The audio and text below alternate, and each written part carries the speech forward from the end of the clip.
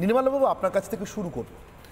যে সংখ্যালঘু মোর্চার বিজেপিতে প্রয়োজন আছে কিনা তা নিয়ে প্রশ্ন করছেন শুভেন্দু অধিকারী। প্রস্তাবের আকারেও যদি বলেন, তুলে দিয়ে সরাসরি রাষ্ট্রবাদী মুসলিমরা সরাসরি দলের মধ্যে কাজ করুন।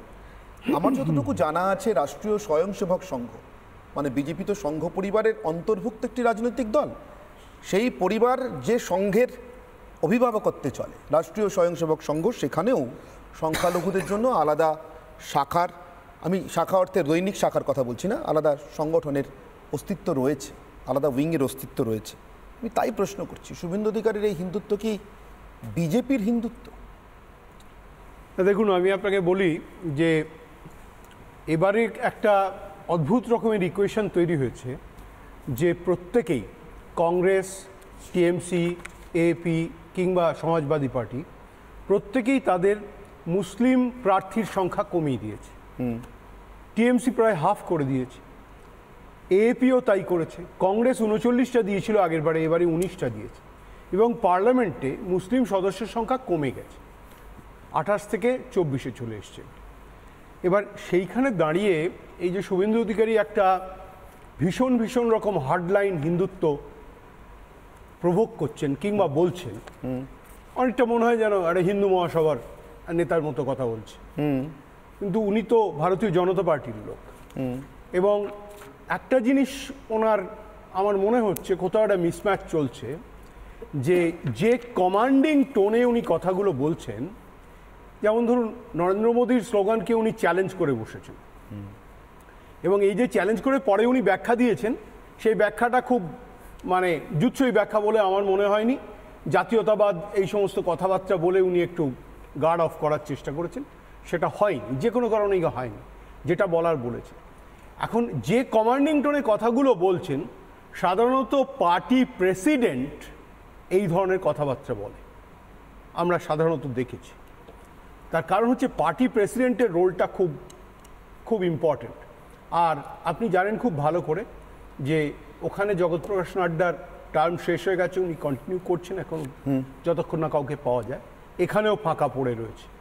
সুতরাং একটা 3-4টে করে নাম আসছে, সেই 3-4টে নামের মধ্যে শুভেন্দু অধিকারীর নাম নেই। কিন্তু একটা জিনিস মনে রাখার, আপনি যেহেতু রাষ্ট্রীয় স্বয়ংসেবক সংঘের কথা তুললেন, সেহেতু আমি যতটুকু ফলো করি সংগঠনকে, মানে স্বয়ংসেবক সংঘকে কিংবা বিজেপিকে কিংবা টিএমসিকে, যাকেই সাংবাদিক হিসেবে, আমার মনে হচ্ছে মিসম্যাচটা একটা জায়গায়। সেটা হচ্ছে শুভেন্দু অধিকারী হয়তো বা ভুলে গিয়েছেন যে হিন্দু এবং মুসলিমের ডিএনএটা এক। এই কথাটা রাষ্ট্রীয় স্বয়ংসেবক সংঘের যে এখন সরসংঘ চালক মোহন ভাগবত, উনি এই কথাটা বলেছিলেন, এবং সেই সঙ্গে এটাও বলেছিলেন যে দে আর পার্ট অফ ইন্ডিয়া এবং তাদের উপাসনা পদ্ধতিটা আলাদা।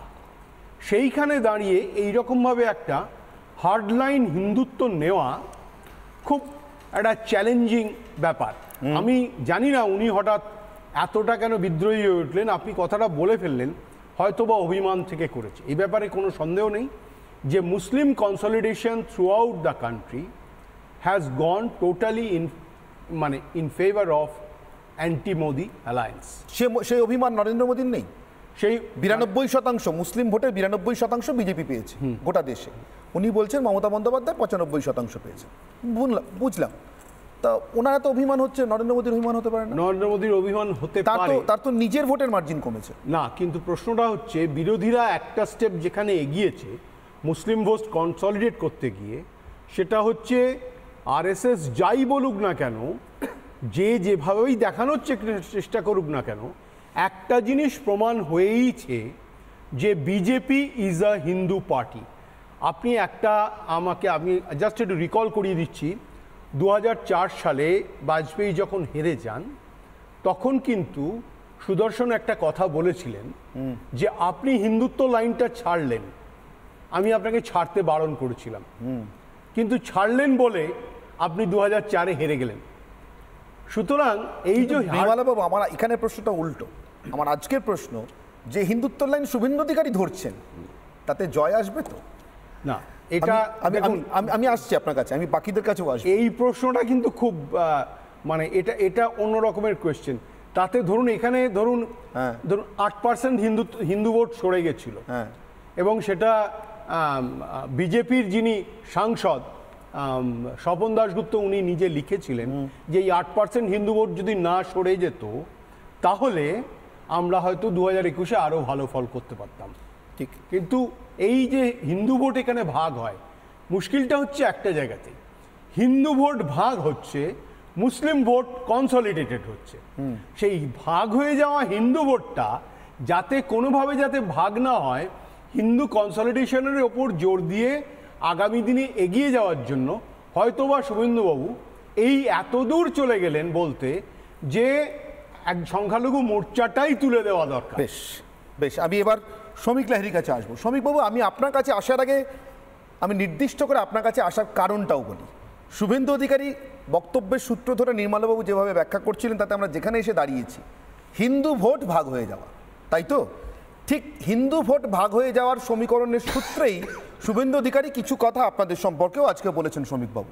আগে সেই কথাটা শোনাই, অল্প কথা কিন্তু খুব খুব তীক্ষ্ণ কথা, আপনাদেরকে বিদ্ধ করবার মতো কথা, আপনাদের রাজনৈতিক উদ্দেশ্য এবং ভবিষ্যৎকে বিদ্ধ করবার মতো কথা, সেটা শুনিয়ে আমি আপনার কাছে আসছি শ্রমিকবাবু। শুভেন্দু অধিকারীর বক্তব্য এ রাজ্যের বাম, বিশেষ করে সিপিআইএম সম্পর্কে। ভারতীয় জনতা পার্টি তৃণমূল কংগ্রেসের বিকল্প, অন্য কোনো বিকল্প নেই।